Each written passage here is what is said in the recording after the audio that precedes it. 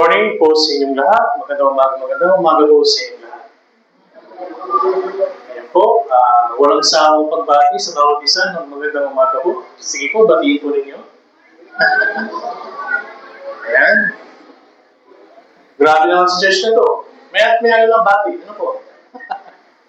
Sige po, maraming salamat sa Panginoon. Una syempre, dahil sa biyaya niya, maraming salamat sa Panginoon dahil ngayong araw ay sumili yung asul na langit. Binigyan tayo ng mainit para makapaglaro po kayo. Ayun po. Kasi yung nakaraang mga bagyo, araw, medyo magulan. Tama po ba? Ngayon din, maraming salamat din sa Panginoon dahil nandito po kayo. Muli, binigyan ng pagkakataon ng makinig ng salita ng Diyos. Sige po, bago din magsimula, tayo po yung po at manalangin. Aming Ama na makapangyarihan sa lahat na sa amin ay nagmamahal. Maraming salamat, Panginoon, sa kaligtasan na ibinigay po sa amin. Kami po ay dapat na mapunta sa apoy ng impyerno dahil sa aming mga kasalanan, ngunit ibinigay po ninyo ang iyong anak na si Jesus upang siya po ang mamatay doon sa krus at ipinanap po niya ang kanyang mahalagang dugo upang sa kaglilinis ng aming mga kasalanan. Nang aming maunawaan ang sampalatayanan, ang Ebanghelyo ay nagkaroon po kami ng katiyakan na makapasok sa iyong parangasan. Kaya po maraming salamat po sa biyaya nito dahil po dito nagkaroon po kami ng kagalakan sa aming puso. Maraming salamat din po dahil sa umagang ito ay narito po kami sama-samang nakikinig ng iyong salita upang matutunan at sundin ang iyong kalooban. Dinadalangin po namin ang mga brothers and sisters na wala po ngayon. Panginoon, alam po namin kayo po ang nakakaalam ng kanilang tunay na sitwasyon. Ayusa po, gabayan niyo po sila at muli po namin makasama sa banal na pagtitipon. Ngayon din po, dalangin po namin ang araw na ito, ang tagapagpahayag ng salita. Bigay po siya pakiusap ng karunungan at salita mo lamang ang lumabas sa kanyang may hingin ng bibig. Sa simula hanggang sa pagkatapos ay pangunahin po kami ng iyong mga salita. Dalangin namin ito sa makapangyarihang Panginoong Hesus na sa amin ay nagmamahal. Amen. Sige po, buksan po natin sa aking Biblia sa Exodus. Exodus po, chapter 16.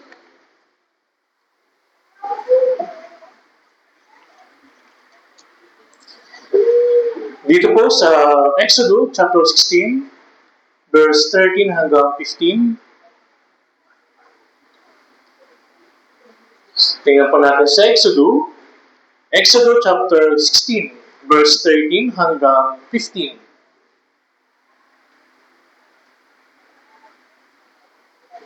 Basahin po natin, 3-1. Nang sumapit na ng gabi, ang mga pugo ay umahon at tinakpan ng kampo at sa kinumagahan ay nakalatag sa palibot ng kampo ang hamog. Nang pumaitaas ng hamog, may nakalatag sa ibabaw ng ilang munting bagay na bilog at singliit ng namumong hamog sa ibabaw ng lupa. Nang makita ito ng mga anak ni Israel, sinabi nila sa isa't isa, "Ano ito?" Sapagkat hindi nila alam kung ano iyon, at sinabi ni Moises sa kanila, "Ito ang tinapay na ibinigay ng Panginoon sa inyo upang kainin." Sabi ito sa verse 15, "Ito ang tinapay na ibinigay ng Panginoon sa inyo upang kainin." Hindi po, good morning po sa inyo lahat. Kagaya po na ibahagi ko sa nakarang sa Group 1 Fellowship, ito rin po yung naibahagi ko at nais ko po ibahagi sa kalahatan. Tingin ko po, tingin natin lahat, so tingin ko rin, ito yung nais ibigay ng Panginoon sa bawat isa po sa atin. Bawat isa po sa inyo na brothers and sisters. Ano yung kinakailangan po natin? Siyempre, yung salita ng Diyos. Ito yung kinakailangan po natin. Kaya sabi dito, ito ang tinapay na binigay ng Panginoon sa inyo upang kainin. Ang ibig sabihin po dito, ano itong ibinigay ng Panginoon sa kanila? Ano po ito? Sabi dito, may nakalatag sa ibabaw ng ilang na munting bagay na bilog at kasing liit ng namumong hamog sa ibabaw ng lupa. Ngayon, hindi po nila, nakita po nila ito, hindi nila alam kung anong bagay ito. Kaya sabi nila, ano ito? Yung unang tawag sa mana ay ano ito? Kasi hindi po nila alam. Ito yung mana na ibinigay ng Panginoon sa kanila.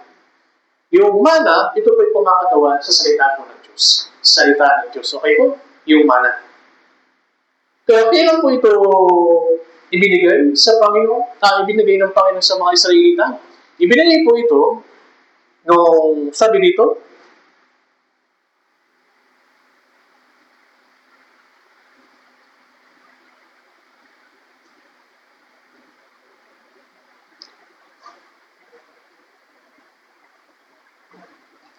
Exodus chapter 16, verse 1 hanggang 4.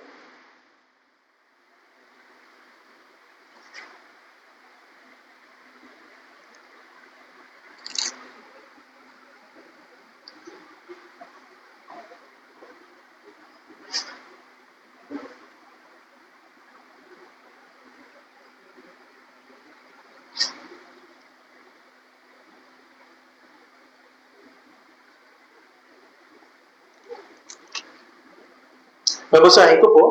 Sininaklakbay mula sa Eren at ang buong kapulungan ng bayan ng Israel ay dumating sa ilang ng Sin, na nasa pagitan ng Eren at Sinai. Nang ika-15 araw ng 2 buwan, pagkatapos sila umalis sa lupain ng Ehipto, nagreklamo ang buong kapulungan ng bayan ng Israel laban kay Moises at Aaron sa ilang. Sinabi ng mga anak ni Israel sa kanila, namatay na sana kami sa pamagitan ng kamay ng Panginoon sa lupain ng Ehipto, nung kami ay maupo sa tabi ng mga palayok ng karne at kumain ng tinapay hanggang sa mabusog. Sapat kami ay inyong dinala sa ilang, na ito upang patayin sa gutom ang buong kapulungan ito, na magkari sinabi ng Panginoon kay Moises, "Ko'y aking papaulanan ng tinapay mula sa langit. Lalabas at mamumulot ang tanging bayan araw-araw ng bahagi sa bawat araw upang aking masubok sila, kung sila lumakad ayon sa aking kautusan o hindi." Ibinigay po yung mana o yung salita ng Diyos o yung pagkain na nakakainin noon po ikalawang buwan pagkatapos na sila ay umalis sa lupain ng Ehipto. Okay po? Kaya ganun pa, nagreklamo po sila. At pagkatapos naubos yung pagkain ng mga Israelita doon sa ilang, naubos ito after ng 1 month. Hindi sapat yung kaya ng pagkain. Kaya nagreklamo po sila sa Panginoon. Kaya na Moises, mamamatay ba kami? Sabi dito, doon sa Ehipto, nakakakain kami ng hindi, nabubusog kami, kumakain kami hanggang mabusog kami. Pero dito, mamamatay ba kami? Nagreklamo sila. Okay po? Kaya nga, yung kumakatawan sa bitbitin ng pagkain, ito po yung sanlibutan. Ito po yung pagkain sa sanlibutan. Naluhan po ninyo? Nauubos. Pero yung ibibigay ng Panginoon sa atin, ito yung buhay na walang hanggan. Yung pagkain na bibigay sa kanila, ito po yung magsusustain habang po sila nabubuhay doon sa ilang. Okay po? Kaya sabi ng Panginoon sa Juan chapter 6, verse 27, sabi po doon, huwag kayo magsimikap ng dahil sa pagkain nasisira. Okay po? Kundi dahil sa pagkain tumatagal para sa buhay na walang hanggan. Nauluhan po ninyo? Kaya nga dito, nagbigay ang Diyos ng mana. Ngayon, kaya po ito huminto? Ito ang pagbibigay ng mana sa kanila. Yung mga Israelita, kumain po sila, kinakain po nila yung mana, ibinigay ng Panginoon sa kanila, 40 years po, doon sa ilang. O ito yung pagkain din po nila palagi. Huminto po ito, noong Hosea chapter 5, verse 10, 12, pagkatapos po nila, o bago sila pumasok doon sa Kanaan. Kasi sa Kanaan, ang kakainin na po nila yung mga bunga ng lupa. Kaya natapos na po yun. Okay po? Pero pa man, pagkatapos po ng paggawin ko sa dagat na pula, yung tinatawag na Passover, gaya ng alam po natin, yung Passover lang, yung pagpapahid doon sa haligi ng dugo sa kanyang bakay, ito yung kumakatawa po sa kaligtasan po natin. Nung pagtawid na sa dagat na pula, ito pinangangulugan sa ating kaligtasan. Kaya nga, sa ilang at yung sa may bago siya pumasok sa Kanaan, ang pagkain pala nito yung mana. Kaya ano po sa atin, napakahalaga bago tayo pumasok sa langit, yung Kanaan, ikaw makatawa ko sa langit. bago po tayo pumasok sa langit, kailangan po natin kumain ng salita ng Diyos. Ito po yung mahalaga, yung salita ng Diyos. Nanuhan po ninyo? Kaya dito po, makikita po natin sa Exodus chapter 16, verse 14. Ano ba yung klase na ibinigay ng Diyos sa mga Israelita? Ano ba yung pagkain nito? Anong itsura po nito? Sabi dito, verse 14 ng chapter 16, nang pumataas ng hamog, may nakalatag sa ibabaw ng ilang na maging bagay na bilog at kasing liit ng namumuong hamog sa ibabaw ng lupa. Maliit lamang po ito. Parang butil na sinasabi din sa awit. 17 verse 24, butil po ito. Napakaliit. Ano pong maunawa natin dito? Na yung salita ng Diyos, dapat natin itong kunin, nasahin, kailangan magkaroon tayo ng pagnanais. Desire. Nanuhan po ninyo? Kailangan po ng kunin. Ito, bagay na makuha itong bumuting bagay na ito, kailangan po na siya sa atin. I-check yung lupain. Hanapin. Kasi maliliit po ito. Meron din po yung salita ng Diyos sa atin. Kailangan po natin hanapin po ito. Magkaroon tayo ng pagnanais na hanapin po ito. Upang makuha ito, mapulot ng mga Israelita, kailangan po itong hanapin na maigi upang makain po nila. Meron silang makain. Kung wala silang makuha, wala silang kakainin. Kaya kung hindi po natin nanaisin o hanapin yung salita ng Diyos, hindi po natin ito makikita. Okay po? Hindi natin ito maintindihan, hindi po natin ito may experience. Ano ang po ninyo? Kaya brothers and sisters, pakiusap po, hanapin po natin, basahin po natin, salisikin po natin yung salita ng Diyos. Ano ang po ninyo? Ngayon po, brothers and sisters, gaano po ninyo ninanais yung salita ng Diyos? Ano yung desire po ninyo? Gaano po kayo nagkakaroon ng ganitong puso para hanapin yung salita ng Diyos? Nakikinig ba tayo ng mabuti ng salita ng Diyos? Nagbabasa ba tayo ng salita ng Diyos? Okay po. Kaya nga, magkakaroon tayo ng desire sa inyong puso. Yun yung magnanais na matuto. Pero kung wala pa tayong mga ganitong bagay, wala pong mangyayari sa Christian life natin. Patuloy po itong manghihina. Nanuha po ninyo? Ano ba yung walang desire? Ano ba yung hindi nagnanais na kunin yung isang bagay? Ano po yun? Tinatamad. Tama po ba? Hindi naghahanap ng paraan para makita yung isang bagay. Ano yung tinatamad? Ano yung walang desire? Sa ibang salita, tinatamad. Tama po ba? Ano yung tinatamad? Kasi may pasok kasi ako. Kasi may gagawin ako. Kasi meron ako schoolwork. Tama ba? Uulan kasi. May lakad ako. Yung pagkakaroon ng pagnanais, kahit may mga hadlang, kahit may kahirapan, gagawin natin. Nanuhan po ninyo? Ito yung desire. Kawikaan chapter 2, verse 1 hanggang 5, sabi po doon, hanapin daw po natin. Naghain ng pila o ginto, unang kayamanan. Ganito po yung paghahanap yung pagnanais po natin sa salita ng Diyos. Hanapin po ninyo. Tama po? Kayo ba nakapaghanap na ng ginto at pila? Ng kayamanan? Yung mga treasure hunter, grabe kayo ng paghahanap. Inuho kayo ng lupa. Tama. Sinisiyasat nila yung bawat sulok na lupa para makikita lamang yung napakaliit na bagay, yung ginto. Kaya sabi doon sa Kawikaan, chapter 2, verse 1 hanggang 5, hanapin gaya ng pila at ginto o nakadagang kayamanan. Paano po tayo magkakaroon ng desire ng puso? Paano po kayo magkakaroon ng desire o pagnanais sa puso? Paano po? Dapat tayo lumapit sa Panginoon sa pamagitan ng panalangin. Sabay po natin, para mabuhay po tayo pisikal, upang makakain po tayo sa mga araw-araw, kailangan po natin,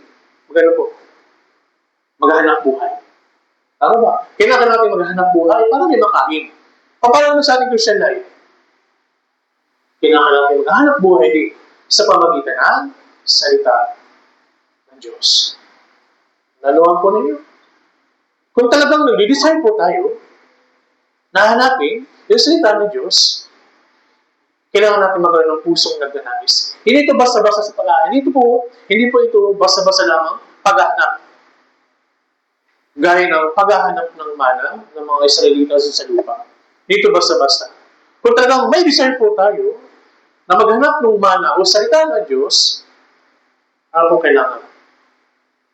Kahit pagod po tayo, gagawin po natin yung isang bagay para sa kakalakas sa Kristyanan. Para sa Panginoon. Kahit pagod tayo, dadalo tayo. Sa fellowship, sa araw ng Panginoon, sa Wednesday sermon, tama po ba? Pupunta po tayo sa church. Yung isang bagay, masarap itong maranasan kapag tayo po ay pinaghirapan po natin isang bagay. Tama ba? Pag nakuha natin isang bagay, at alam natin pinagpaguran, ang sarap sa pakaramdam. Tama po ba? Kaya po, nung naibahagi, nung last Wednesday sermon, na binahagi po doon ni Reverend, na kinakailangan po na, yung nakita niya, na sa pamagitan ng kahirapan, sa pamagitan ng self-retreat nila, sa kabila ng nahihirapan sila, masaya may ilang puso. Tama po ba? Sabi po doon, yung panghihina na ginagawa ng palooban ng Panginoon sa pamagitan ng sakripisyo sa kanilang self-retreat, ito po yung pasimula ng kanilang kalakasan. Si spiritually. Ano ang po rin yun? At ganun din po, yung po salita ng Diyos, sabi sa Job, tingnan po natin, Job,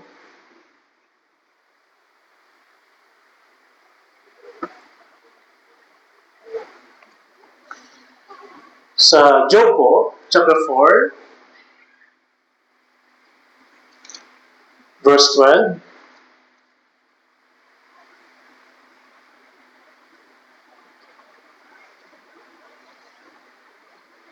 basahin po natin, 3:1.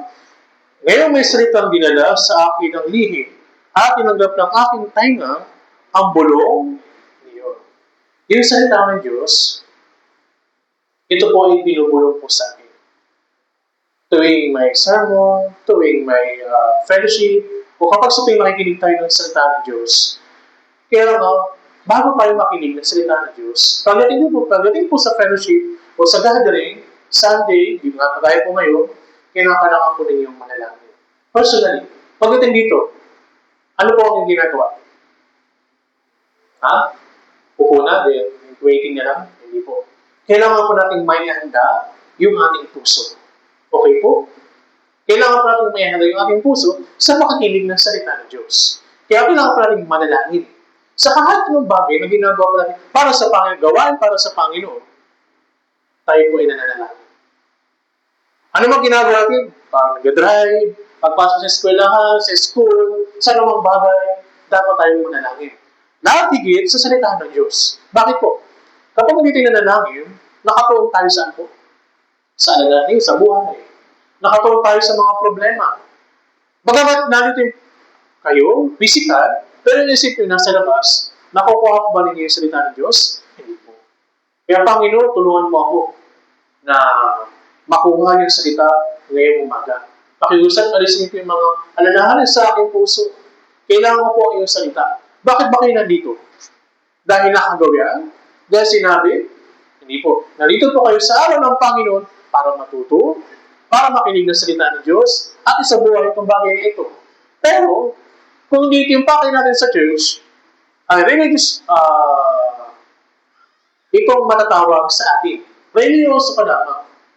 Ay, gusto mo punta? Ay, magsisimba ako, mag-church ako. Pero hindi po. Nandito ka para matuto. Para sundin yung kalooban ng Diyos. Para magamit natin sa labas ng church. Ano ba ibig sabihin ng Lord's Day?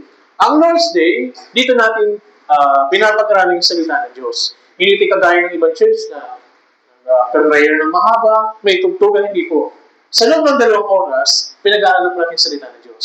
Then, depende sa ating natutunan, depende sa ating napakinggan, ito yung ating pinamumuhay sa labas ng church. Tingin po ba ang Kristyano ay tuwing linggo lang? Tingin po. Kaya yung iba, baka magkaroon kayo ng maling pagkaunawa, kailangan kong pumunta ng church. Kasi may simba. Hindi po. Nawa, pagkaroon po natin, matuto po tayo. Para may apply po natin sa labas. Naluhan po ninyo? Kaya sabi ng Panginoon, doon sa awit 81 verse 10, tingnan po natin, upang makuha po natin yung salita ng Diyos, dapat open heart po tayo. Empty heart. Kailangan natin ng tulong ng Panginoon. Okay po, tingnan po natin sa awit 81 verse 10.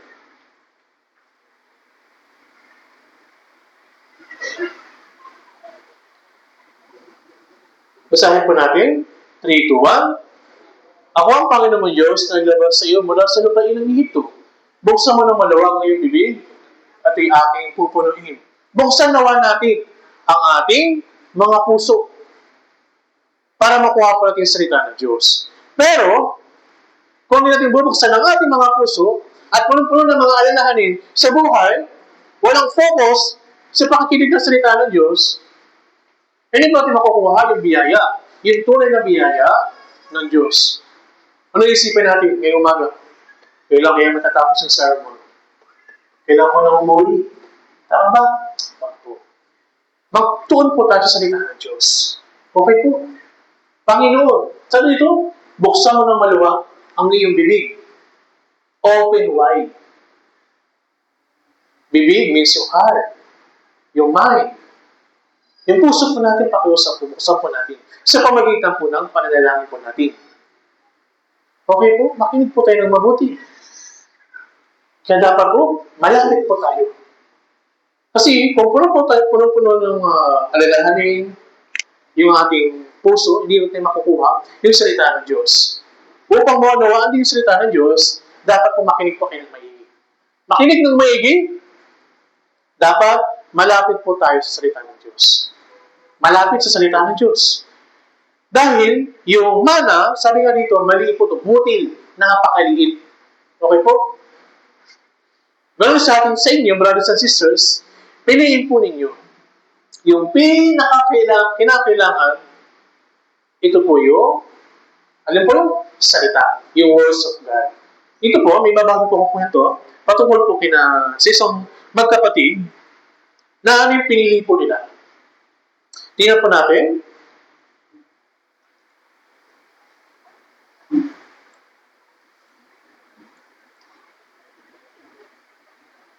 Lucas chapter 10.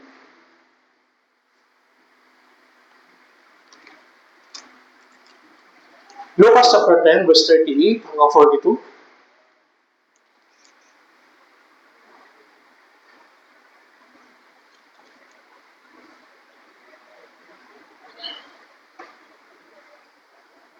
Basahin po natin sa Lucas chapter 10,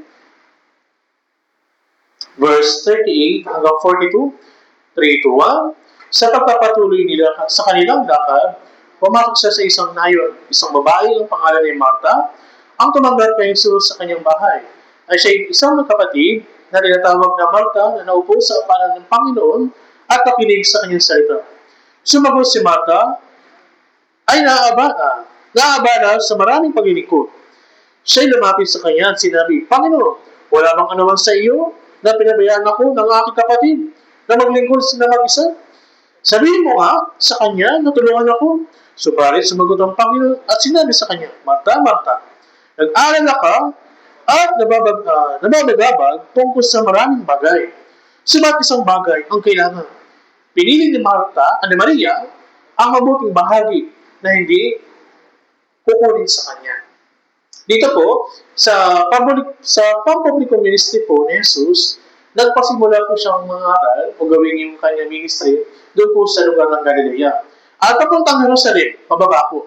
At si Jesus po, at kasama yung mga kanyang alagad, pumunta po sa lugar ng Bitanya. Okay po? Galing po sila doon sa isang lupain, yung lupain ng Samaritano. Ngunit hindi po sila tinanggap. Sina Jesus po. Kaya, pumunta po sila sa ibang nayon, sa Bitanya po. Malapit po sa Jerusalem. Pababa na po sila. may isang bahay na nagbukas sa kanila. At tinanggap po sila. Pinatuloy po sila. Siya po si Marta at yung kanyang kapatid na sino po? Na si Maria po.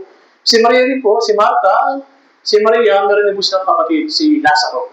Yung kaya naging okay po yung kanilang relasyon ni Jesus, naging matalik na kaibigan ni Jesus, sila yung kakapatid na si Lazaro. Kaya nga binuhay po niya. Sa tagpo po na ito, nangaral po si Jesus. Nangaral po siya ng salita ng Diyos, ibinahagi niya yung salita ng Diyos sa kanila. At si Maria, nakupo po siya nang malapit sa panan ni Jesus.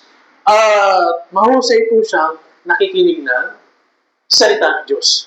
Okay po? Mahusay po siya nakikinig ng salita ng Diyos. Si Maria naman, si Marta naman, ay abala po pa saan? Abala sa mga gawain. Okay po? Abala po siya sa mga gawain para maghanda ng pagkain upang ipakain sa kanya mga bisita. Ito po yung tagpo. Kaya, sa tagpo po na ito, si Marta, parang naiinis. Nagalit siya. Kasi sabi niya, wala bang ano ba sa iyo na pinabayaan ako ng aking kapatid?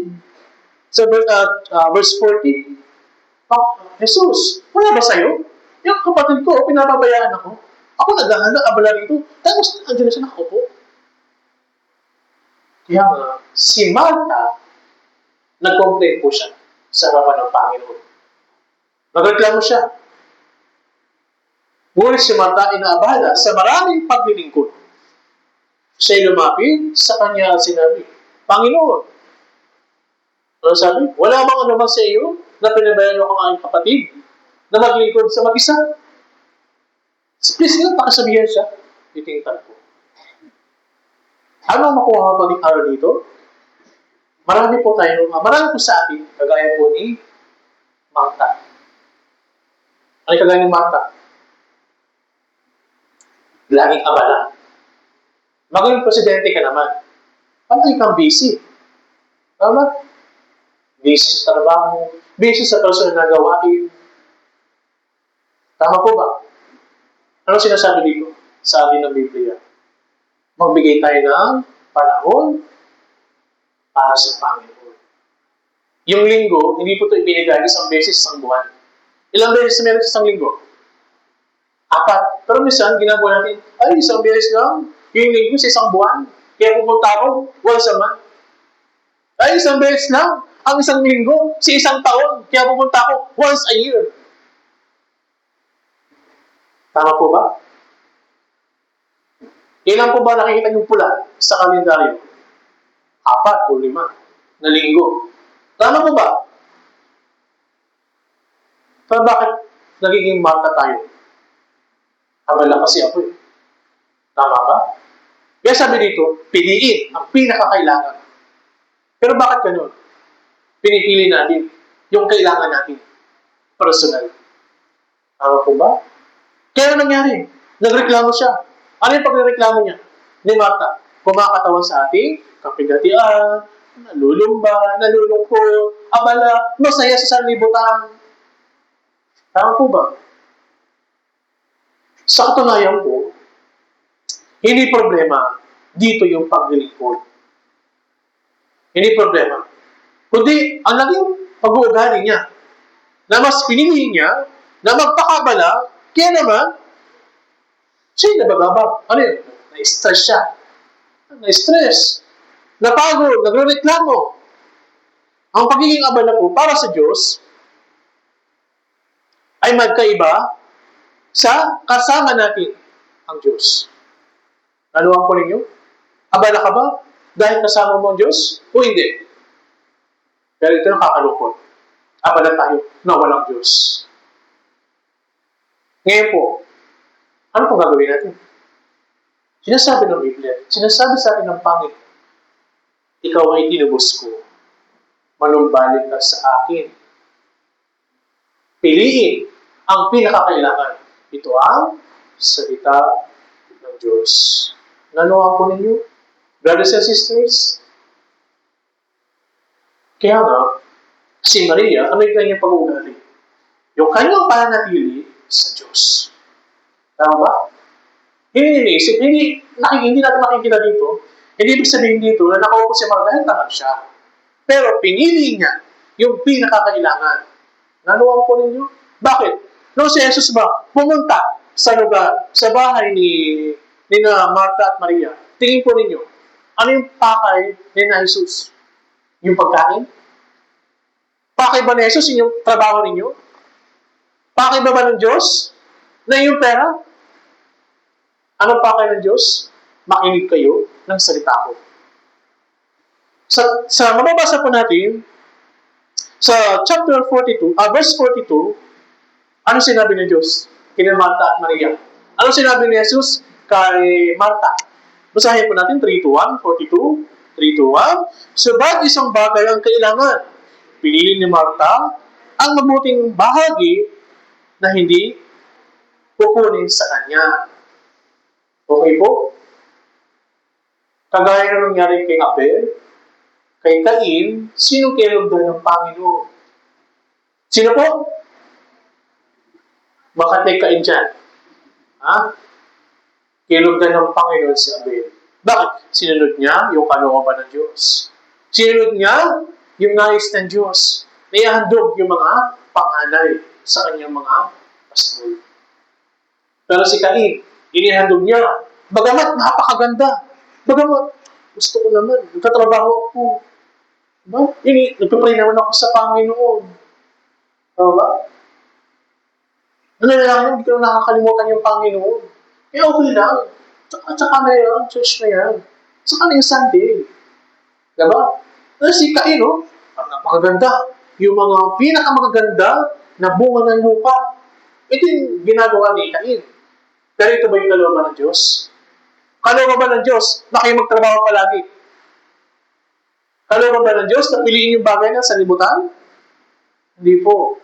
Hindi po dyan nakatuon yung Panginoon sa trabaho natin. Nakatuon yung Panginoon sa puso natin. Nagnanais na makinig. Na pumunta sa church. Na makinig na salita ng Diyos. Linggo-linggo ng church. Ng linggo. Not once. Not once a month. Not once a quarterly. Not once a year. Tuwing may pagkakataon. Wednesday, sermon. Sunday, fellowship. Tama po ba? Kaya mahalaga, yung tamang piliin po natin. Ano yung tamang pipiliin? Yung salita ng Diyos. Nanuwang po ninyo?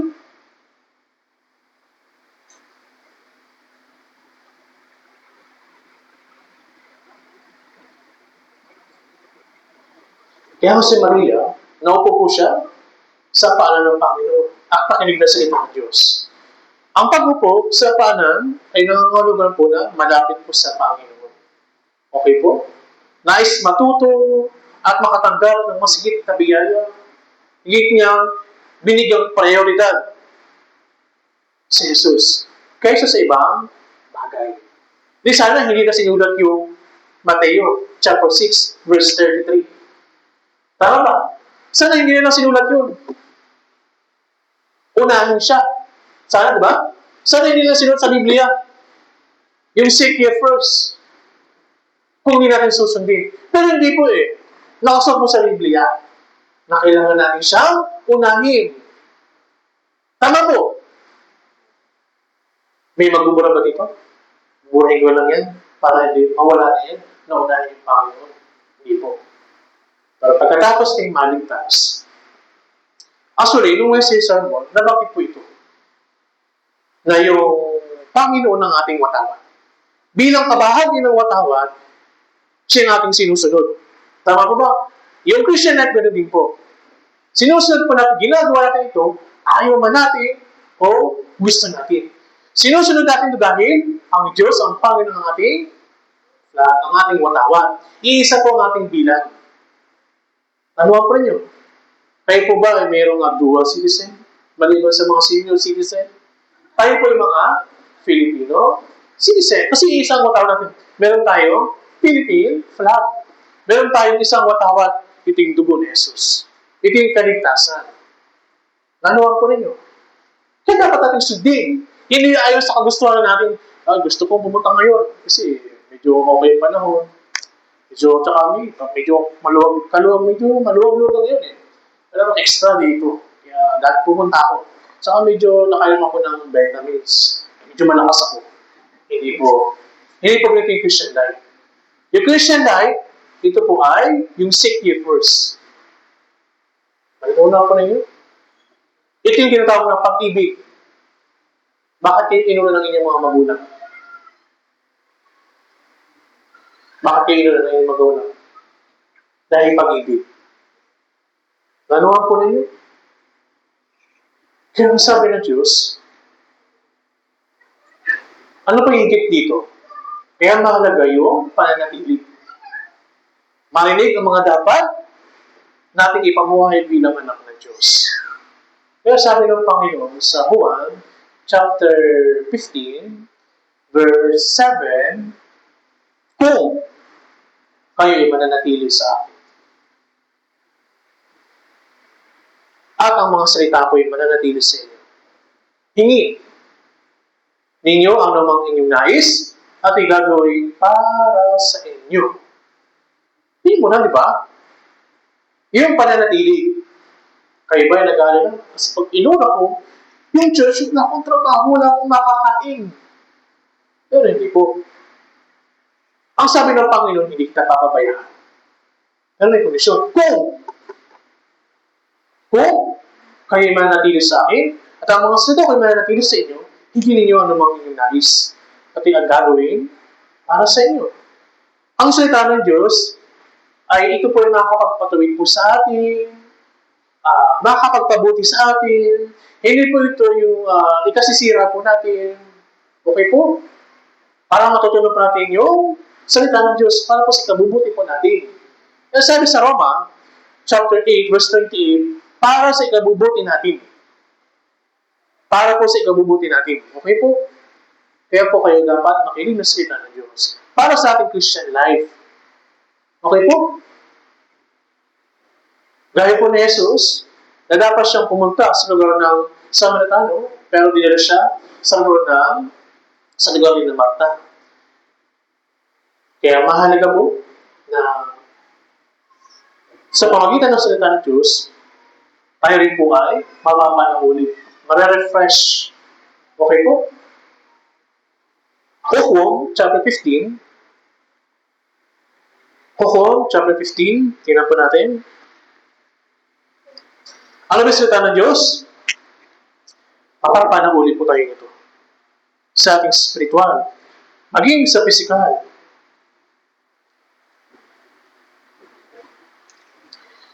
Hukom po, chapter 15.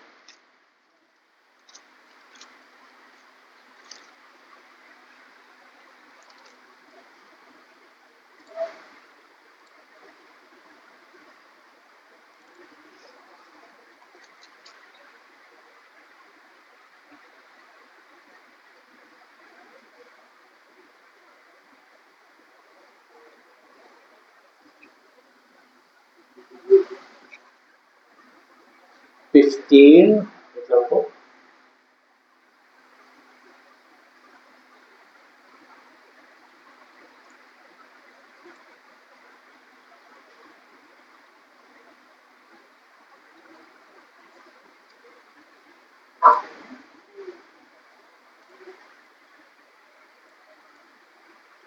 Eighteen, 19.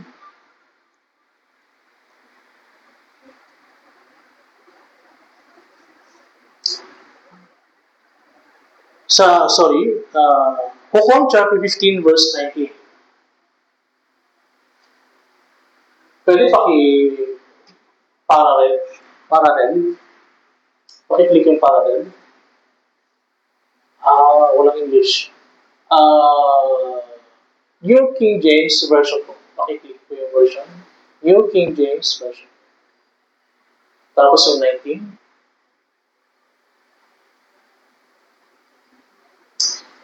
Babasahin ko sa Tagalog, yung 19, pakinggan po ninyo.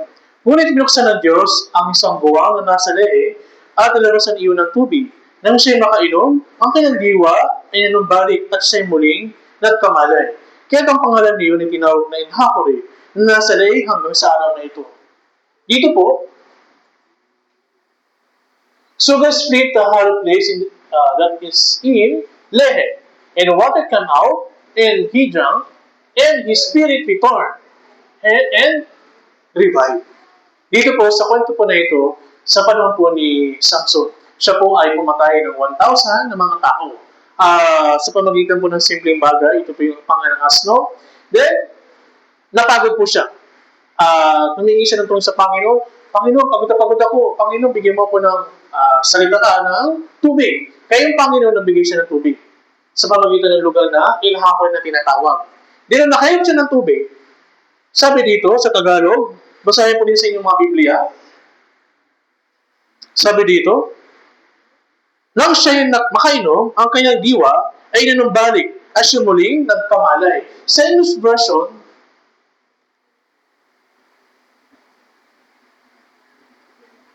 his spirit returned. Yung ating nangihinang spirito, sa pamagitan ng salita ng Diyos, kapag dumadalo tayo ng salita ng Lord's Day, ng Wednesday, ng fellowship, manumbalik po yung ating spiritong nangihina. And he revived. Mabubuhay tayo. Nanuha po ninyo? Yung nangihina na spiritual po ninyo, ma-revive. Makapanauli. Ito po yung benefit ng salita ng Diyos. Kaya, pero, kung ginagawa po natin ito, nagtitake kayo ng salita ng Diyos, every Sunday, manghihina po tayo. Every Sunday lang, last lamang yung makasalimutan, yung alanganin sa buhay, manghihina tayo. Kaya nga na-invento o inilagay yung Wednesday sermon. Okay po kasi, kailangan natin bilang isang Kristyano. Pero bakit minsan? Ay, Sunday na lang pupunta. Hindi na yung sermon. Tama ba? Hindi po. Kaya kung bakit ilagay yung Wednesday sermon, para masustain yung ating nanghihinang espiritu.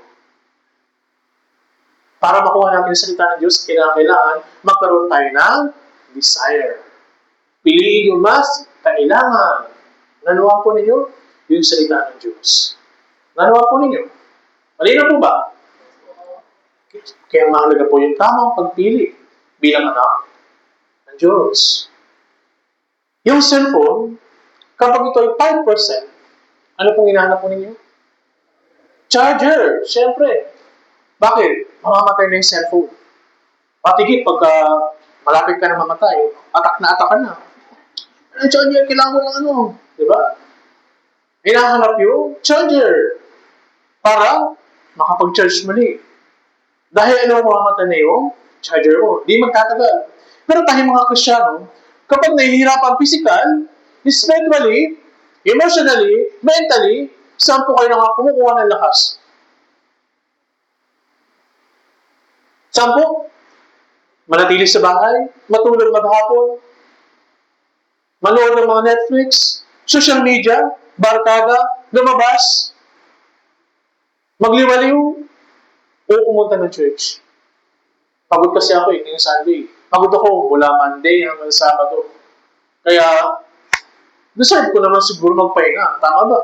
Ito yung inisip ng iba. Deserve ko naman magpahinga. Hindi po. Bilang isang Kristyano, kailangan natin magpalakas sa salita ng Diyos. Kaya kung bakit, actually, malakas ka. Physical. Dahil wala kang panlaban sa physical mo, yung encouragement sa salita ng Diyos, manghihina, wala kang gana. Tinatamad po tayo. Pero pag may salita tayo ng Diyos, sabi ko, His Spirit returned. And He revived. Nanuha po ninyo? Kaya kung bakit, ganyan ka pa rin, nanghihina kasi ako. Spiritually weak. No changes, because nanatili pa rin po tayo sa mga bagay na nagpapasaya po sa inyo, sa physical. Tama po ba?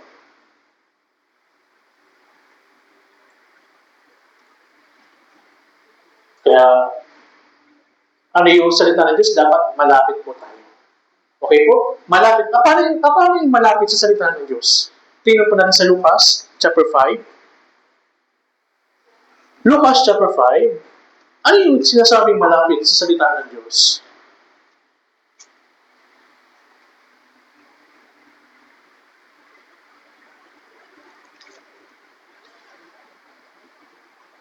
Basahin po natin, 3 to 1. Samantalang sinisiksik ni Jesus na napakaraming tao upang makinig ng salita ng Diyos, sapagkat siya ay nakatayo sa tabi ng lawa ng Genesaret. Sabi dito, sinisiksik. Ang nakarinig po ng salita ng Diyos habang po nagbabahagi ng salita ng Diyos, yung mga taong nasa harap ni Jesus. Nung si Jesus po, nung siya po yung sinisiksik ng mga tao, siya po yung dumistansya. Sumakay po siya ng bangka, dumistansya po siya sa mga tao. At nagpasimula po siyang mangaral ng salita ng Diyos. Ang nakapakinig, sino? Kasi yung mga time na yan, talagang bantog si Jesus. At alam na alam siya nagpapagaling, nangangaral ng salita ng Diyos. Kaya ang dami. Marami siyang tagasunod. Siguro libo-libo. Ngayon, sinisiksik siya. Sino yung nakakinig ng salita ng Diyos? Yung mga tao nag-effort. Effort with sacrifice. Nanuwang po ninyo? Anong effort with sacrifice? Kawikaan chapter 19, verse 24, tingnan po natin.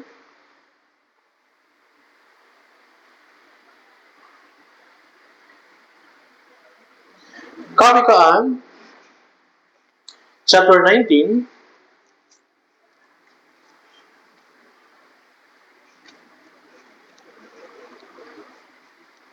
verse 24, basahin po natin.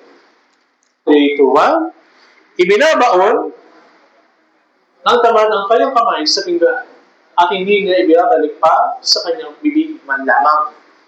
Ano po yung effort with sacrifice? Yung effort, ito po yung nagsusumika na makinig. Nakikinig na tainga. Kaya mga nagayo, pakikinig ng mabuti. Yung iba, inaantok. Tama ba? Inaantok. Sayang yung salita. Nandito ka na. Kunin mo yung salita. Yung mga bagay, sigahan ka sa impression na. Yung sacrifice, kailangan ito na yung effort with sacrifice. Ano yung sacrifice? Ito yung pagpunta sa church. Tama ba? Ito yung pagpunta sa church. Sa bawat gatherings, sa fellowship, sa namang pagtitipon. Sino po yung nakarinig ng salita ng Diyos sa lawa ng Genesaret? Yung nakipagbaliyahan. Yung nakipagsiksikan. Tama po ba? Yung malapit sa salita ng Diyos. Yung iba nandun sa area, pero malayo po sila. Okay po? Hindi po sila nakinabang. Yung iba kasi iniisip, basta lang na makapanood. No, Wednesday sermon. Basta lang makapag-picture, tapos na. Tama? Kaya yung iba siguro, hindi lang tayo, hindi man tayo yun, sa ibang church, amen. O kaya yung picture lang, front lang nung, yung pinipicture na. Tama po ba? Ang kinakailangan po ay gawin po natin ng sama-sama. Kaya ngayon, malapit sa salita ng Diyos, yung iba kasi, iniisip nila, ito na, pwede na to. Picture send.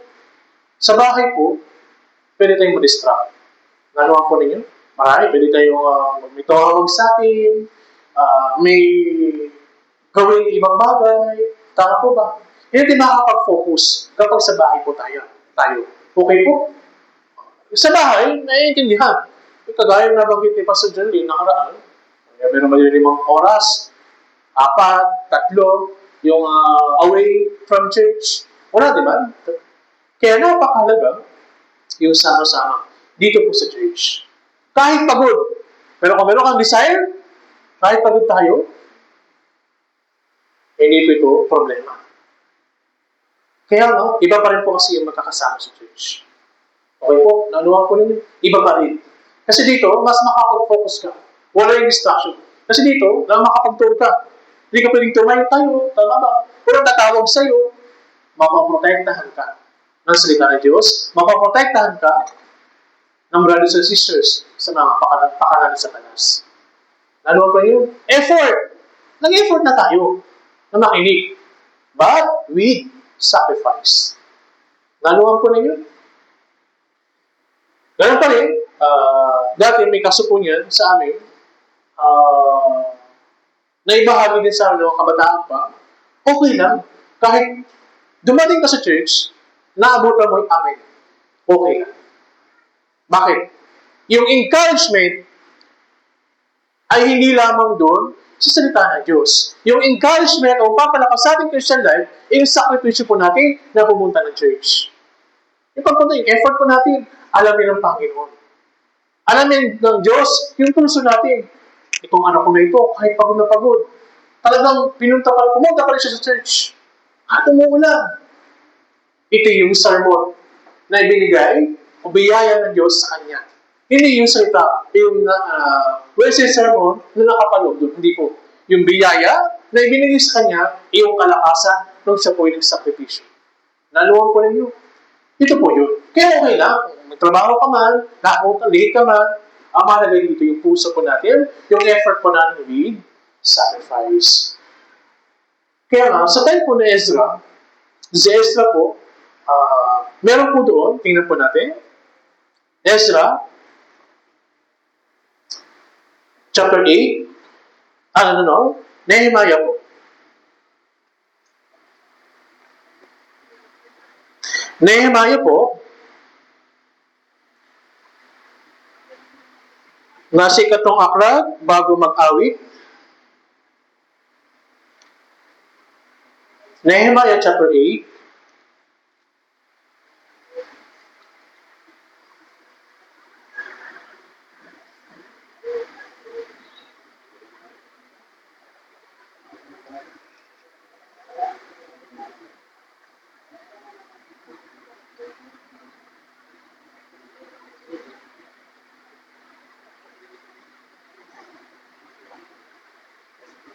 sabi dito, sa verse 3, basahin po natin, 3 to 1.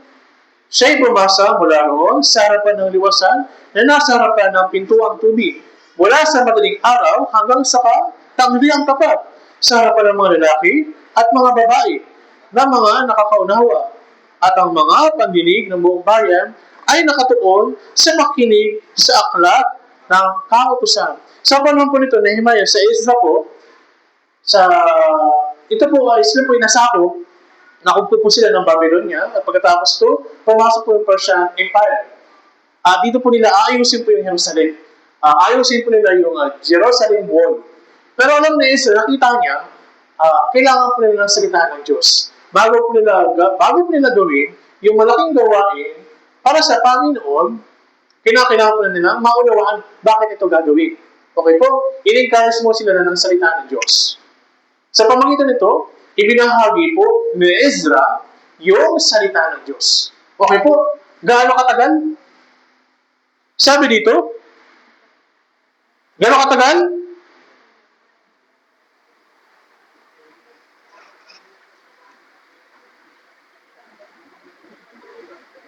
Mula sa madaling araw hanggang sa katanghaliang tapat. Siya'y bumasa mula roon sa harapan ng liwasan na nasa harapan ng pintuang tubig. Mula sa madaling araw hanggang sa katanghaliang tapat. So matotal siguro 8 hours siya nag-sermon. Sa loob ng 8 hours, ano yung naging action nila? Ano yung naging attitude nila? Inaantok ba? Kayo nga 2 hours lang, 1.5. Naantok na, pero sila, at ang mga pandinig ng buong bayan, ano po, ay nakatuon sa pakikinig sa aklat ng ito po yung naging attitude. Nakatuon. Tama po ba?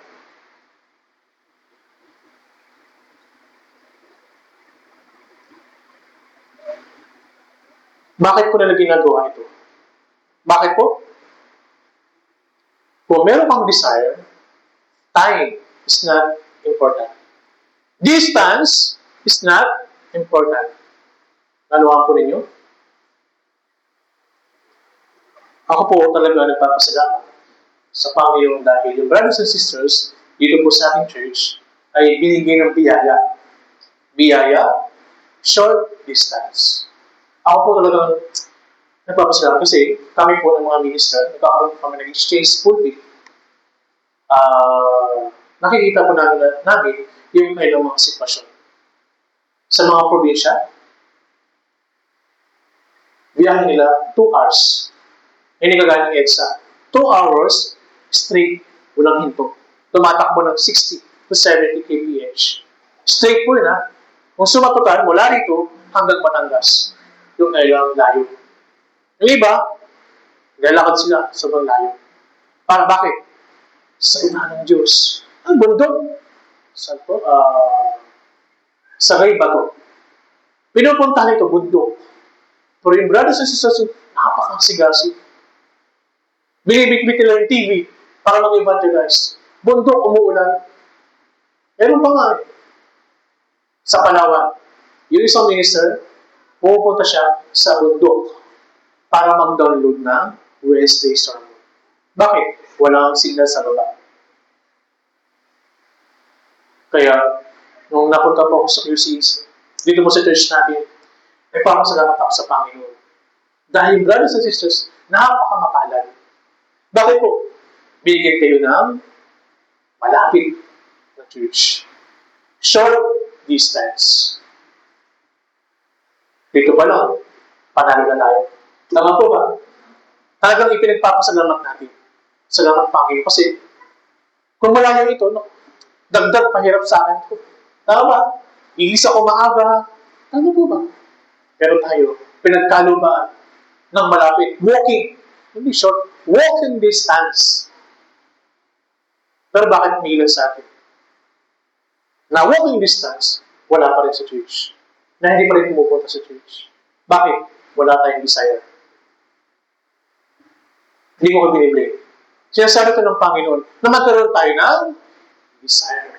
Ito ang salita ng Diyos. Tama po ba? Na magkaroon tayo ng desire. Dahil yung sakripisyo, kung sa pagpunta, ito po yung magiging kalakasan po natin. Okay po. Yung desire mo, makapunta, kahit late ka na, mas okay po ito. More than na nasa bahay ka po. Ano po yun? Kaya magalak palagi. Tama po ba?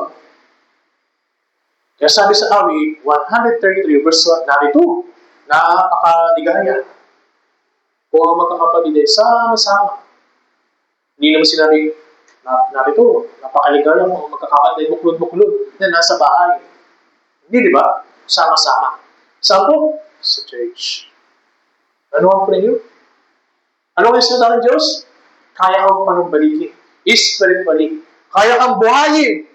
Yung mga nanghihina natin, spiritual. Tama po ba? We need desire. Desire. Basic po ito. Ano yung 4 words? Ano yung una? Salita ng Diyos. Words of God. Prayer. Fellowship. At yung tatlo na ito, resulta ng evangelism.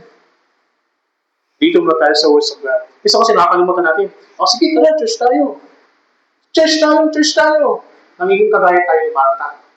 Hindi natin alam po yung focus. Ano yung dapat kailanganin, napiliin? Yung salita ng Diyos. Kaya ano nangyari? Ano pilitan tayo na pumunta ng church? Tama po ba? Kasi hindi natin alam. Hindi tayo nakafocus kung bakit tayo nasa church. Ito yung pagkinig, makuha yung salita ng Diyos, nararapat sa ating Christian life. Kaya yung Panginoon, yung mga Israelita, nagreklamo siya. Nagreklamo sila sa Panginoon. Bakit kami binigay ng mga bagay na ito? Napakahirap ng sitwasyon. Pagkatapos na makalabas sa Egypt, bakit ito napakahirap? Actually, pinahintulot ng Panginoon yun. Sa kanila. Sa bagay na ito, kinakailangan natin lumakas. Pero kung hindi gagawin ito, mahihirapan tayo mabago, lumago yung ating Christian life. Naiintindihan kung 1 month, 2 months, 3 months, kung naligtas, nakakawa ng kaligtasan, no pressure. Kasi nag-adjust ka pa sa environment mo, sa daily routine mo. Kasi hindi ka sanay. Tama ba? Pero, more than 6 months, a year, a decade, hindi na po. Hindi na po naakma yun sa buhay Kristyano. Okay po? Nabahagi na ng isang minister na yung ako po pala, natry ko din. Kasi nag-ano po, nag-aalaman din mo ko, gaya mo ni Badri. Nagbubansay po ako, may late na mga lima-libangan lang. Yung Isa nga, hindi siya pwedeng ma-event kasi binibend po yun eh. Hindi po siya kayang ma-event kapag hindi matanda na. Okay po? Kapag matanda na, masisira po. Kailangan nabibento, sariwa pa. Ganon din, yung mga ngahoy, yung mga mahogany sa amin sa probinsya, ganon din, ilalagay na ng patuwid, para tuwid po siya. Para pagka lumaki na, tuwid po siya. Hindi baluktot. Kaya ganon din po sa atin. Bakit natin nakakarites ng Diyos? Para tuwidin po tayo. Okay? Para maunawaan natin ano yung dapat. Kasi minsan, alam natin, sa isip natin, yung dapat gawin. Kailangan pumunta ng church para lumago ang Christian life. Pero bakit hindi magawa? Kasi nga, wala nagsasabi sa atin. Wala nagsasabi sa inyo na ito dapat mong gawin. Wala nagsasabi sa atin yung katotohanan na ginagawa natin. Tama ba? Kasi ganun po eh. Kailangan may magsabi sa akin na ito dapat mong gawin. At yan, magkakaroon ka ng mindset, dapat mong gawin ito. Magkakaroon kayo ng pusigig sa inyong Christian life. Nanuwa po ninyo. Kaya ano ba yung hindi paglaro sa Christian life? Ano yung hindi paglaro sa Christian life? Yung pagpunta mo ng church, feeling mo, bisita ka pa rin. Nahihiya ako.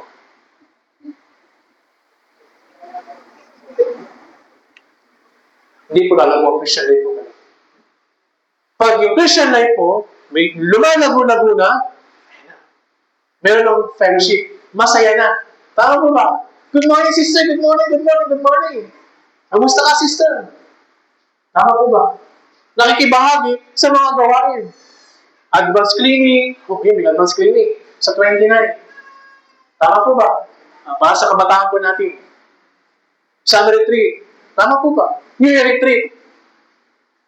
May naisip ka na, mag-iipon na ako sa New Year retreat. Malapit na pala, sa December na. Ilang buwan na lang. Mag-iipon na ako yun, 5 pesos daily. Tama ba? Registration na, 450. Pamasari, 450. Mag-ipon ako ng 1,500. Pero may pocket money ako. Unti-unti lumanag yung Christian life natin. Sa pamagitan ng mga bagay na ito. Wala akong Bible. Kailangan ko mabili ng Bible. Mag-iipon ako. Pwede pa ng installment. Sige, order ako. Pero nga, di ba? Installment, cellphone. 70,000, 100,000, 15,000. May motor na Honda. Pero Bible, wala. Tama ba? Kaya nga, church, go open. Installment, pag hindi kaya. Para sa mga baguhan. Tama ba? Kasi kailangan natin. Isa na, hindi lang siguro sa Biblia. Isaya, sexy kid, basahin. Wala na yun, wala na. Kasi, wala pa ng Bible eh. Pero kasi, nilagay sa Biblia, basahin. Sabi pa sa Junic, kasi napanood yung kanyang sermon, hindi mo natin mabibili dito. Kaya bibili? Sa bahay nyo? Ay, hindi. Hindi, di ba? Hindi nga kasi sa bahay natin ito eh. Bahay natin. Bible. Investment. Hindi ako nagpupunta ng Bible ah. Bible small, 545. Big, 670. Divide 30, ilan? 670. Divide 30. Big, ilan? Ilan po? Ilan po? 12 pesos? 12 pesos isang araw. Ilan? Ilan po? 6. Ilan po? Ilan po? 670 divide 30. 30 days. Ilan po? Ilan? Calculate, ilan po? 12? Mga 20. 20 pesos. Hindi man, nagme-20. 110, 50. Tama? Tama? Eh, yung Bible, tama? Magkano yun? 20 pesos per day. Pagka, napaka-basic sa atin yun. Kaya mag-ikot tayo. Tama po ba? Kailangan natin, armas natin to. Okay po? Paano natin sa labas? Ano sa Biblia? Eh, Biblia, nawawala din kaligtasan. Naku, wala akong Biblia. Paano to? Oo nga, nawawala kaligtasan. Anong sa Biblia? Sa aklat, hindi nawawala yung kaligtasan. Ano? 1, chapter 10, verse 28. Tayo hawak na ng Panginoon. Ni kailanman, hindi tayo bibitawan ng Diyos. Yung kaligtasan, hindi nawawala. Patay na, opo, nawawala ang kaligtasan. Kung sinabi sa inyo na sa labas kayo, kailangan natin magkaroon ng Biblia. Sikapin po natin. Desire. Okay po. Magkaroon tayo ng desire sa ating puso, na hanapin yung salita ng Diyos. Piliin po natin yung mas kailangan. Then, magre-resulta po ito ng kagalakan sa ating puso. Ito na. Ang galak-galak na. Masaya na. Tama ba? Nagpapasalamat tayo sa Panginoon. Ito yung tinatawag na magpasalamat kayo palagi. Okay po? Yung desire po, ito po yung nag-require. Nag-require po ito na your time. Nag-require po ito ng sacrifice, effort with sacrifice. Bigyan natin ng panahon yung pagbabasa ng Biblia. Tama po ba? Pagdalo sa gathering, yung Wednesday sermon, isang beses lang po sa isang linggo. Gagawin. Pero pag minsan, pati yung para sa Diyos, kinukuha natin. Tama po ba? Kinukuha natin sa pamagitan ng pagpahinga. Kung meron pa kayong hadlang na hindi makadalo ng Wednesday sermon, sabihin po sa akin. Para humingi kayo ng tulong para po ma-resolve. Personally, sabihin po sa akin, message po kayo to Messenger, o kaya sa next group leader natin, o kaya sa mga leader po natin sa group leader, para po matulungan po namin kayo. Evan, nahihirapan ako dumalo ng Wednesday sermon. Please, magsabi po kayo para matulungan po namin kayo. Okay po. Huwag po yung hirap na kasi po. Wala na, yun na. Tapos na. Paano ko tutulungan? Hindi ko humingi ng tulong. Tama po ba? Kaya dapat magkaroon kayo ng desire sa ating puso. Isipin po natin, ano bang kailangan ng Diyos? Anong kailangan natin? Yung mga Israelita, sabi ng mga Israelita, ano ba naman yan? Gugutom kami dito. Sabi dito, Deuteronomio, chapter 8, verse 3. Deuteronomio, chapter 8, verse 3. Ikaw ay pinagpakumbabaan niya nang ginutom ka niya at pinakain ka niya ng mana na hindi mo nakilala, na hindi nakilala ng iyong mga ninuno upang kanyang maipunawa sa iyo na hindi lamang sa tinapay na mabuhay ang tao, kundi sa bawat salitang lumalabas sa bibig ng Panginoon. Okay po? Hindi lang po tayo sa tinapay na mabuhay, kundi sa words of God. Ano ang po ninyo? Ngayon sa panahon ni Ezra, di ba? Mula madaling araw hanggang katanggali ang tapat, sila po ay nakatuod ng maigi. Meron silang desire. Ano ang po ninyo? Kaya napakalaga po na maunawaan natin yung kalooban ng Panginoon. Isa pa, dito po sa Bilang, chapter 11, tingnan po natin, Bilang, chapter 11,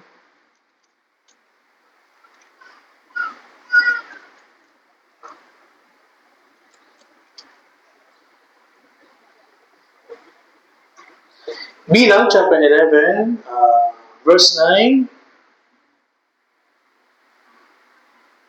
Sabi dito, basahin po natin, 3 to 1. Kapag ang habog ay nahulog sa ibabaw ng kampo sa gabi, kasama nitong nahuhulog ang mana. Ito po yung mana na ibinigay sa mga Israelita. Ano po sabi dito? Kapag ang habog ay nahulog sa ibabaw ng kampo sa gabi, nahuhulog daw po yung mana tuwing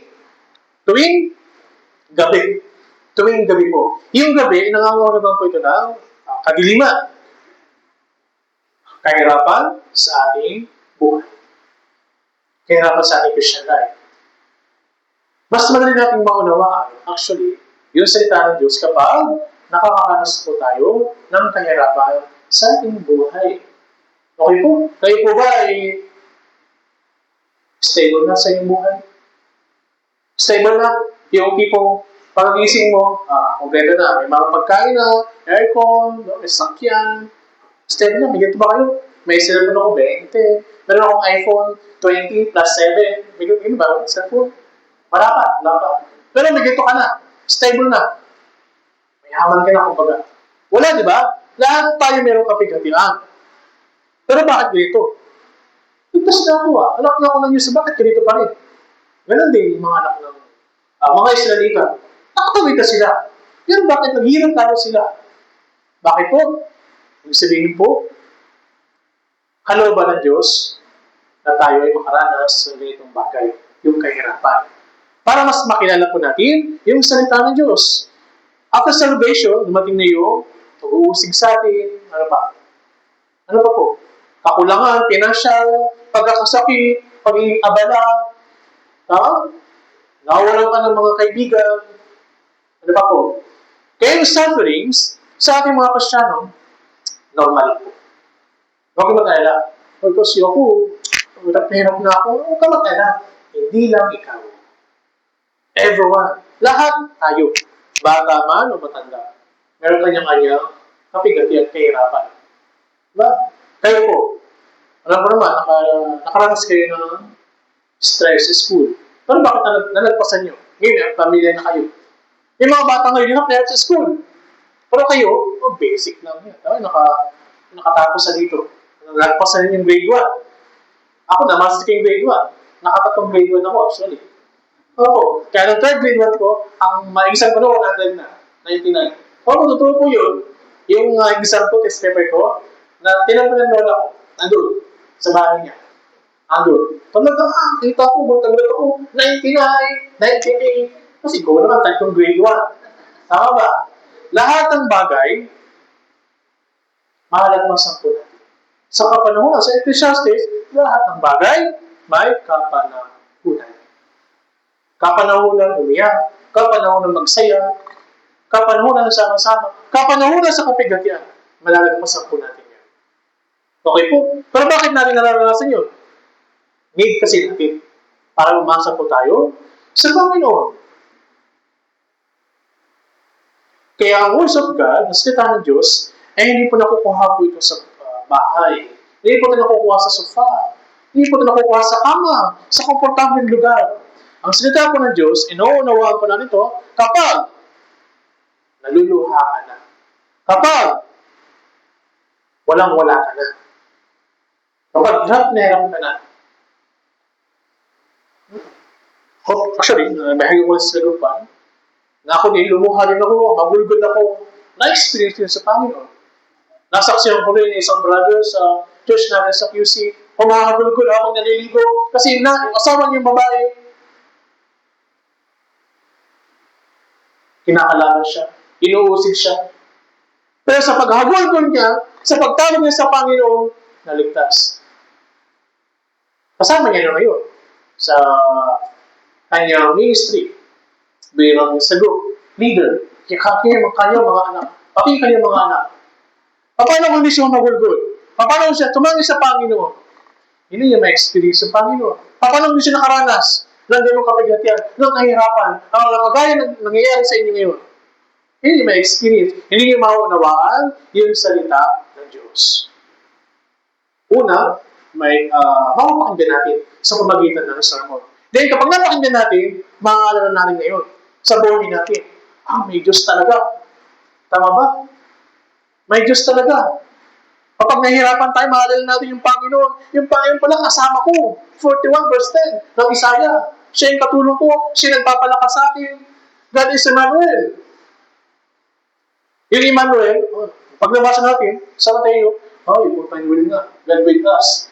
Pero, paano natin may experience sa salita ng Diyos? Kapag walang-wala ka na, may nagbayad bigyan ng utang, nandiyan si parents, kumari, nagbayad, nagbigay ng pagkain. Nga, kasama kayo Diyos. Na-experience natin yung Panginoon. Through this sacrifice, through this suffering, ma-experience natin yung Panginoon. Nanuwang po ninyo? Ma-experience po natin yung Panginoon sa tuwing pumupunta po tayo ng church. Along the way, nanuwang po ninyo? Bawat gagawin.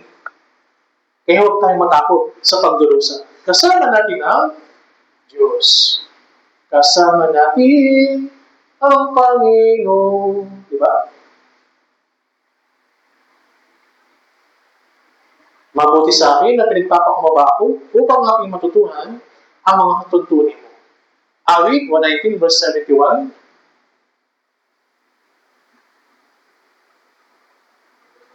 Awit 119 verse 71. Sabi po dun, mabuti sa akin na pinagpapakumbaba ako upang aking matutuhan ang mga tuntunin mo. Pakiclick yung English version. 71, 119, 71. It is good for me that I have been afflicted. Yung afflicted, ito po yung kahirapan. Okay po? That I may learn your... Tama ba? Matutunan ko ang tuntunin. Para maunawa natin salita ng Diyos, okay lang sa atin na mahirapan. Pero, dahil mahina tayo, nahirapan kasi ako, kaya rin nakakapunta eh. Busy kasi ako, kaya rin nakakapunta eh. Labanan mo. Okay po? Labanan natin yung ating sarili. Pero hindi mahalabanan ito kapag hindi tayo nakinig ng salita ng Diyos. Kapag nanatili ka sa lugar kung saan ka komportable. Okay po? Ito yung tinatawag na Christian. Ano ba yung tinatawag na Christian? Tayo po, tinawag tayong Kristiyano nang nating maunawaan ang salita ng Diyos. Na tinawag tayong Kristiyano na pinapaniwalaan natin na sinasampalatayan natin na si Jesus namatay sa atin, pinatawad natin mga kasalanan, past, present, future, sa pamagitan ng dugo, ito yung Kristiyano. Pero sino ba talagang Kristiyano? Yung umawit ang himno, nagpapatugtog sa labas, sabi ng kapitbahay, ay siguro Christian yan. Kumakanta. Christian ko siguro, no?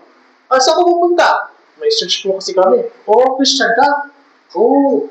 Sino ba Christian? Who is Christian? Sino yung Kristiyano? Sino yung Kristiyano? Yung mga tao, yung mga Kristiyano, hindi natitinag yung kailang pananampalataya. Ikaw ang Kristiyano. You are a Christian. True Christian. Hindi natitinag. Si Simon Pedro, yung kanyang mga alagad, sa isang bangka, kasama na si Jesus. Kung si Jesus, tutulog. Natutulog siya. Pero may bagyo. Panginoon, mamamatay na kami. Sabi niya, sa Lucas, mamamatay na kami. Panginoon, gising ka. Kaya mabigla si Jesus, pinatigil niya yung bagyo. Yung unos. Sabi niya, where is your faith? Meaning, are you Christian? Kristiyano ba? Are you Christian? Yes. Kristiyano po tayo. Kristiyano tayo kasi hindi tinatitinag sa mga problema. Kaya nga tayo pumupunta sa church, sa salita ng Diyos. Maging malapit tayo sa Diyos. Maging malapit tayo sa salita ng Diyos. Sa fellowship, sa brothers and sisters. Pero bago isa, natatakot tayo. May bagyo kasi. Baka bumaha sa amin.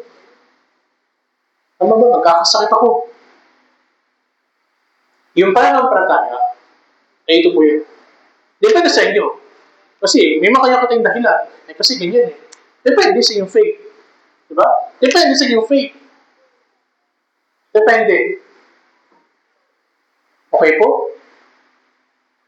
Kaya, masasabi natin, Kristiyano po tayo kung hindi natitilaw yung ating pananampalataya. Where is your faith? Bukod doon, upang maunawaan ang salita ng Diyos, balikan po natin sa Exodus chapter 16, verse 4.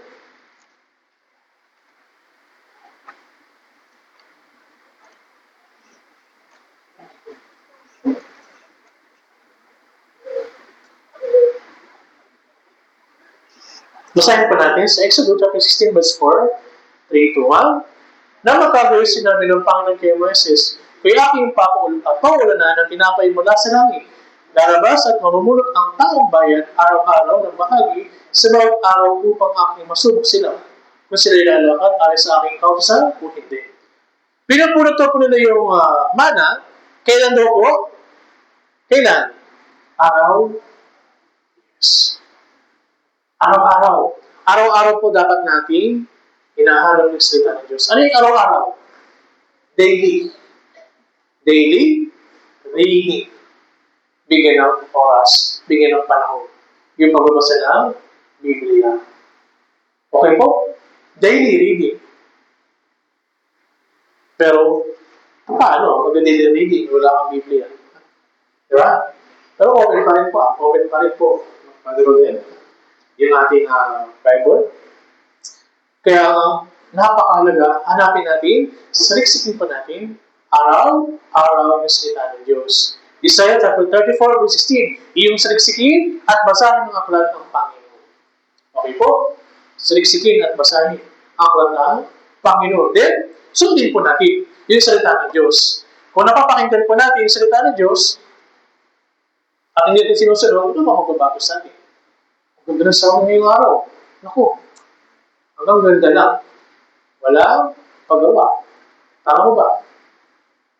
Kaya mahalaga yung pagbabasa natin. Kasi sabi sa Apocalypse, chapter 1, verse 3, Apocalypse chapter 1, verse 3, Apocalypse chapter 1, verse 3, basahin natin 3 to 1, mapalad ang bumabasa at ang nakikinig ng mga salita ng propesiya at tumutupad ng mga bagay na nasulat dito. Sapagat ang panahon ay malapit na. Ngunit maging tagatupad kayo ng salita, hindi tagapakinig lamang. Sinasabi ko sa Santiago chapter 1, verse 22. Ang ganda na sa sermon. Pero ang kasunod po nito, yung pagtupad. Pagsunod. Okay po? Pagsunod po. Kaya? Kayang-kaya. Yes. Kasi nga, Kristiyano tayo. Are you Christian? Yes. We are Christian. Kristiyano tayo. Iisa tayo ng watawat. Nasa isang bangka po tayo. Kasama natin si Jesus. Okay po? Kaya sa pamagitan ng salita ng Diyos, naunawa natin ano yung dapat. Magkaroon tayo ng desire sa ating Diyos. Effort with sacrifice. Maging malapit tayo sa salita ng Diyos. Tama po ba? Sundin natin yung salita ng Diyos. Ano po ninyo? Kaya maraming salamat po sa inyo sa inyong pagkikinig. Natutunan po natin yung salita ng Diyos. Sige po, tayo po yung makuha at manalangin. Aming Diyos na makapangyarihan sa lahat na sa amin ay nagmamahal. Maraming salamat, Panginoon, sa kaligtasan na ibinigay po sa amin. Naunawaan po namin ngayong umaga na kailangan po namin higit paglumapit sa Panginoon sa pamagitan ng paghingi ng tulong na makuha po namin ang mga salita po ninyo. Dalangin po namin ang mga brothers and sisters na wala po ngayon. Pakiusap po, samahin po sila, saan po sila naroon, at makasama po muli namin sila sa mga pagtitipon. Kami po na dito po ngayon ay maraming salamat po dahil binigay po kami ng mga tunay na biyaya sa pamagitan ng salita. Ngayon po ay nalalapit na po ang mga gawain po namin ng mga Bible Seminar dito po sa Quezon City Church at ang mga gawain din po sa mga kabaga. Ito po ang iyong adult retreat. Pakiusap po, tuloy po kami na makiisa sa gawain na ito. Dalangin namin po sa makapangyarihan ng Panginoon Jesus na sa amin nagmamahal. Amen. Salamat po.